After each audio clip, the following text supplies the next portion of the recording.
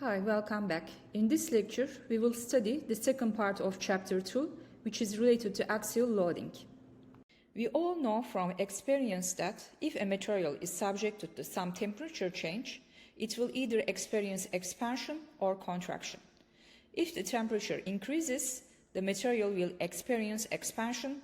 If the temperature decreases, the material and the structure will experience contraction. Please recall that strain is the deformation per unit length. If this material is subjected to some temperature change, there will be some strain developed in the material, and the type of strain is the thermal strain because it is produced by the temperature change. I would like to underline that if the structure is not restrained, there will be no stress developed in the material. However, if the rod is restrained by the fixed supports, stress is developed in the structure as the temperature increases due to reaction forces at the supports. The reaction forces at the supports produce some stress developed in the material. In summary, we can conclude that thermal strain will be developed in the material in any case if there is some temperature change. However, stress will only be developed if the structure is restrained. We can determine the deformation of this structure due to temperature change by using this equation, this first equation here. Delta T here represents the deformation due to temperature change, and it is equal to alpha times delta uppercase T times L. Here alpha represents the coefficient of thermal expansion, and delta uppercase T represents the temperature change, and L represents the total length of this structure, and epsilon T represents the thermal strain, which is the deformation per unit length. Therefore, it would be equal to alpha times delta T.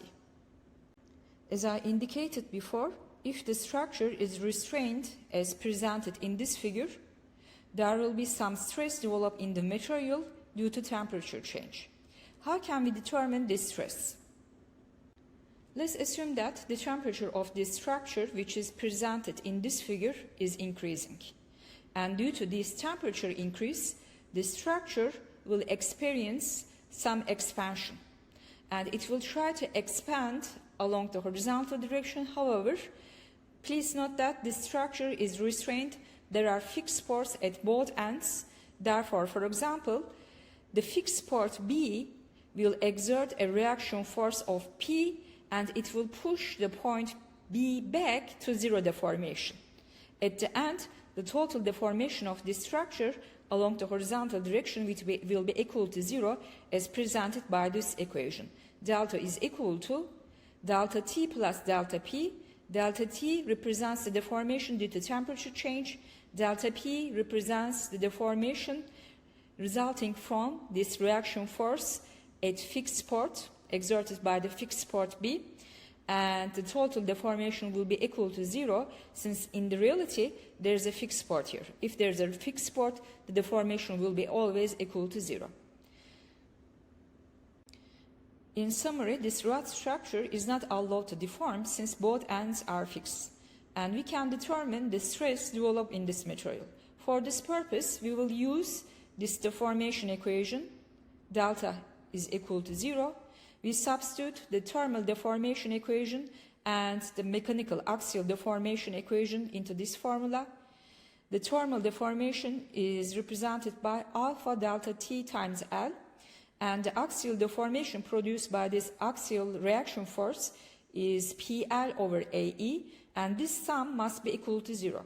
By rearranging this equation, we can solve for this axial force P, and we know that the normal stress is equal to this normal force P divided by the corresponding cross-sectional area.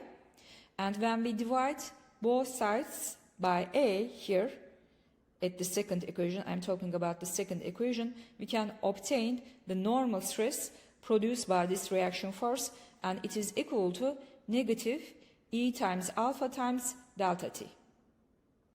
Now we will analyze the Poisson's ratio. Let's assume that we have a solid circular shaft as presented in this figure, and this shaft structure is subjected to an axial load P. We all know that this axial load P will tend to elongate the structure will experience some elongation along the axial direction. But since the material is concerned and since the density of this material is constant, this means that the volume of this structure must also be constant. If the structure experiences elongation along the axial direction, this means that it should experience some contraction radially or in the lateral direction as presented in this figure. Please recall that strain is the deformation per unit length. We can determine the longitudinal strain by using this first equation. The longitudinal strain is equal to the final length of this structure minus its initial length divided by L. L represents the initial length, L prime represents its final length. We can determine the lateral strain along the radial direction by using this second formula. It is equal to d prime minus d divided by d. D prime represents the final diameter of this structure, d represents the initial diameter of this structure. And the Poisson's ratio, which is represented by nu, is equal to the negative ratio of lateral strain to the longitudinal strain. We put a negative sign here because we are calculating the absolute value of the Poisson's ratio. Poisson's ratio is a measure of how much the material will deform in lateral directions. In summary, Poisson's ratio is equal to the negative ratio of lateral strain to the axial strain. Axial strain is also known as longitudinal strain. And we can determine the Poisson's ratio by using the strain values along the y direction and also along the z direction as presented in these equations. If the same structure is subjected to some compressive axial force as presented in this figure, it will experience contraction along the axial direction and expansion along the radial lateral direction. We can still use the same formula to determine the Poisson's ratio. The Poisson's ratio nu is equal to the negative value of the lateral strain to the longitudinal strain. However, in this case, the longitudinal strain is negative and the lateral strain is positive. However, at the end, the Poisson's ratio would be again positive. The Poisson's ratio is always positive. Let's assume that we have a cubic stress element as presented in this figure. Please recall that in order to analyze the general state of stress, we use cubic stress elements. This cubic stress element is subjected to some shear stress, tau xy and tau yx as presented in this figure. Due to the applied shear stress, there are angle changes within the xy plane. The right angle has now changed into half of pi minus gamma xy. Gamma xy is the shear strain associated with the xy plane. As you can see, shape change is characterized by the shear strain gamma. Shear stress tau xy is a function of shear strain gamma xy.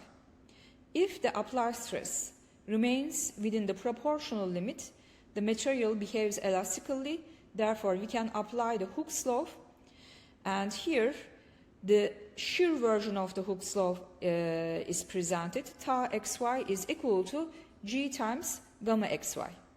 As we can see, there is a linear relationship between shear stress tau and shear strain gamma. And G represents the shear modulus of the material, which is also known as modulus of rigidity. It is a material's property, and it can be determined by applying a test, an experiment, just like a tensile test, but in this case, we apply shear stress on the material instead of tensile stress. And this graph represents the conventional shear stress, shear strain diagram, which can be obtained by performing a test on the material. And this time, we apply shear stress on the material instead of tensile stress. And we can determine the modulus of rigidity or the shear modulus of the material by using this line, the slope of this line, because the slope of this line will be equal to the modulus of rigidity or the shear modulus of the material. Modulus of rigidity is clearly presented in this figure. As we can see, the slope of this blue line will give us the shear modulus of the material. It's a material's property, and it is very similar to the Young's modulus. We obtain the Young's modulus by the conventional stress-strain diagram, and we obtain the shear modulus by using the conventional shear stress, shear strain diagram. The relationship between the shear modulus G and Young's modulus can be expressed as follows.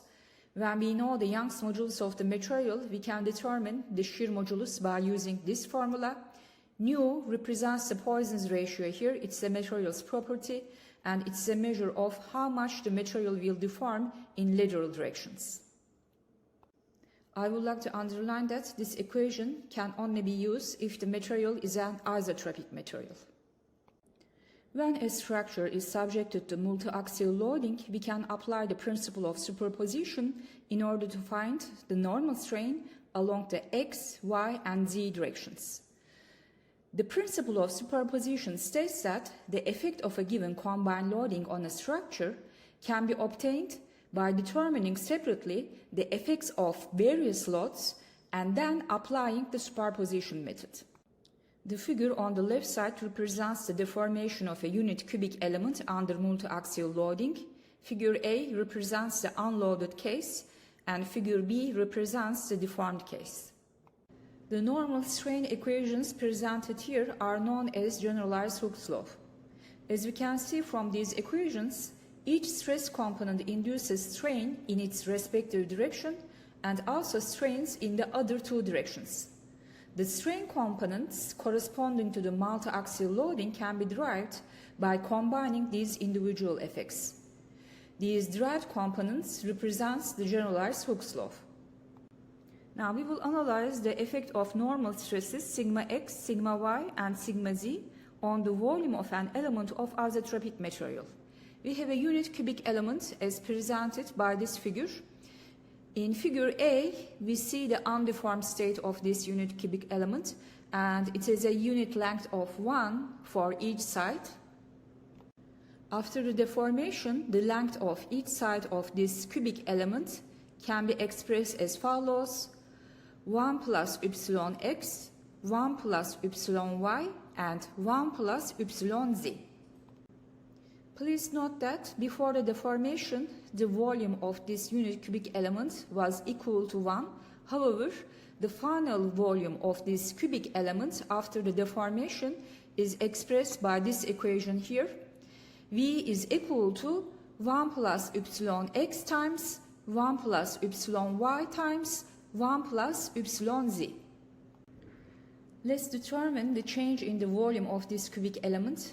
It is represented by E. E is equal to the final volume of this cubic element V minus its initial volume. Its initial volume was 1. And therefore, the change in the volume of this cubic element would be equal to epsilon x plus epsilon y plus epsilon z. Here, I would like to underline that since the strains epsilon x, epsilon y, and epsilon z are much smaller than unity, their products can be omitted in the expansion of this product, which was presented here when we calculate the final volume of this cube. This E is known as dilatation, which is the change in volume per unit volume. And when we replace this epsilon x, epsilon y, and epsilon z by using the equations which were presented on the previous slide, namely by applying the generalized Hooke's law, the dilatation can also be expressed by using the following equation. E is equal to 1 minus 2 nu divided by E times sigma x plus sigma y plus sigma z. So here E represents the Young's modulus, nu represents the Poisson's ratio of the material, which is a material's property. When the element is subjected to uniform hydrostatic pressure, in this case, each of these stress components would be equal to negative P. Therefore, they can be replaced by negative P, and the dilatation equation can be expressed as follows. E is equal to negative 3 times 1 minus 2 nu divided by E times P, which is equal to negative P over K. Here K is known as bulk modulus or modulus of compression, which is a material's property. P represents the hydrostatic pressure. If the element is subjected to uniform hydrostatic pressure, we know that dilatation must be negative, therefore the bulk modulus K must be positive. We can conclude that Poisson's ratio nu must be between 0 and 0.5. In the real-world applications, many machine parts and structural members have some holes, grooves, notches, and some kind of discontinuities inside them. And any discontinuity in a machine part or structural member changes the stress distribution in the vicinity of the discontinuity. For this reason, the elementary stress equations can no longer be used to describe the state of stress in the machine part or structural member at these locations. Such discontinuities are called stress raisers since they increase the stress, and the regions in which they occur are called the areas of stress concentration. We can describe the theoretical stress concentration factors Kt and Kts by using these following equations. These stress concentration factors are used to relate the actual maximum stress at the discontinuity to the nominal stress. Kt is used for the normal stresses and Kts is used for the shear stresses. Kt is equal to the ratio of maximum normal stress to the nominal normal stress, and Kts is equal to the ratio of maximum shear stress to the nominal shear stress, tau O. Tau O represents nominal shear stress and sigma O represents the nominal normal stress, and these stress concentration factors depend for their values only on the geometry of the part. The material properties have no effect on the value of these stress concentration factors, so this is the reason why they are called theoretical stress concentration factors actually. The stress concentration factor depends on the geometry of the structure, and the graphs are available for standard configurations. You can refer to Appendix A15 and A16 for some of the common examples, and many more are available in Peterson's stress concentration factors. For example, here we see in figure A15.1, we see a tin plate which is subject to the tension or compression, and please note that this tin plate has a transverse central hole, and this transverse central hole creates some discontinuity. Therefore, we would expect some critical stress and stress concentration in the vicinity of this discontinuity. You can see the variation of stress concentration factor Kt as a function of d over W in this figure, in figure A15.1. D represents the diameter of this transverse hole, and W represents the width of this plate. And in static loading, we can apply the stress concentration factors as follows. If we have a ductile material for which the failure strain is larger than 0.05, because please recall that in ductile materials the failure strain is larger than 0.05. In this case, the stress concentration factor is not usually applied in order to predict the critical stress, since the plastic strain in the region of the stress is localized and it has a strengthening effect. But if you have a brittle material for which the failure strain is smaller than 0.05, because in brittle materials the failure strain is smaller than 0.05, in this case the geometric stress concentration factor Kt is applied to the nominal stress before comparing it with the strength. Now let's look at this example. Let me read the problem statement.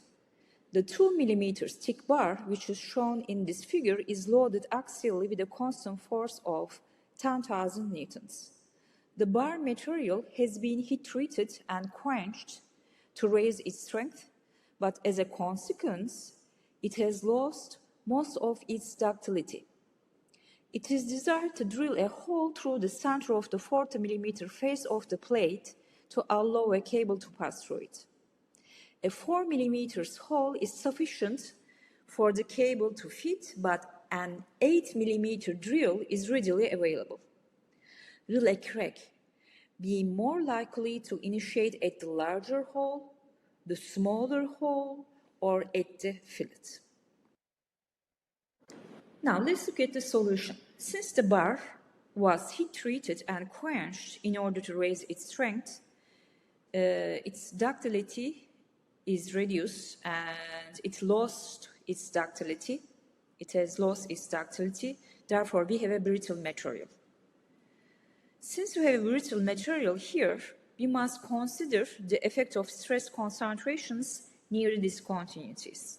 Let's first analyze the 4 mm hole. The nominal stress for the 4 mm hole is equal to the ratio of force to the area. The force is 10,000 newtons.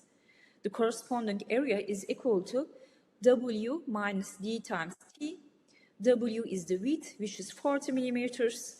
The diameter of the hole is 4 millimeters, and the thickness of the bar is 2 millimeters. Therefore, the nominal stress for the 4 mm hole is 139 megapascals. Now, let's look at the stress concentration factor, the theoretical stress concentration factor. You can find it from figure A15.1 for the ratio of D over W, which is equal to 0.1. The stress concentration factor Kt is equal to 2.7. Therefore, the maximum stress for the 4 mm hole, sigma max, is equal to Kt times sigma O. Therefore, it is equal to 380 megapascals. Now, let's analyze the 8 mm hole. The nominal stress for the 8 mm hole is equal to, again, the ratio of force to the area. The force is still 10,000 newtons, and the corresponding area is equal to W minus D times T. W is the same, the width is 40 millimeters.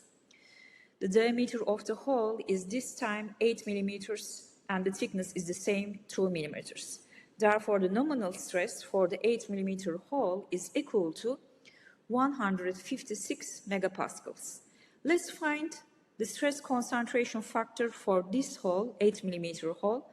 For a ratio of D over W, which is equal to 0.2, the stress concentration factor Kt is equal to 2.5. Therefore, the maximum stress for this 8 mm hole, sigma max, would be equal to 2.5 times 156. Therefore, it would be equal to 390 megapascals. So, although the stress concentration factor for the 4 mm hole is higher, we have a higher stress for the 8 mm, as you can see. Here, for the 8 mm, we have a higher stress since the nominal stress is increased. So, if you compare both of these solutions, you can see that for the 8 mm hole, the nominal stress is higher than 4 mm hole. For this reason, although the stress concentration factor is lower, our maximum stress is higher for the 8 mm hole. Now, as the last step, let's analyze the maximum stress developed in the fillet, in the vicinity of fillet. Again, as the first step, we calculate the nominal stress, which is equal to the ratio of applied force to the corresponding cross-sectional area. The applied force is still 10,000 newtons, and the corresponding cross-sectional area for the fillet is 34 times 2. Please look at the figure in order to see this width for the fillet. And therefore, the nominal stress for the fillet is equal to 147 megapascals. And you can find the stress concentration factor for the fillet for a capital D to D ratio of 1.18 and small r to D ratio of 0.026. So we have a stress concentration factor of 2.5 here. Because here, as you can see, the small d for this fillet is 34. And the corresponding area for the fillet was 34 times 2. And the capital D here, because we need to refer to this table A15 for this corresponding fillet configuration. The ratio of capital D to D is 1.18 and the ratio of radius to D is 0.026. And when we use these ratios, the stress concentration factor for the fillet KT is equal to 2.5. Now let's calculate the maximum stress occurring for this fillet. The maximum stress sigma max is equal to, again, the stress concentration factor KT multiplied by the nominal stress sigma O, which is equal to 2.5 times 147, and it is equal to 368 megapascals. Now let's compare these stress values. The crack will most likely occur with the 8 mm hole because it has the maximum normal stress. Sigma max is maximum for the 8 mm hole when we compare all of these values. And next, it would occur with the 4 mm hole, and it would least likely occur at the fillet. We will solve more examples related to these topics next week in the classroom. See you soon. Bye.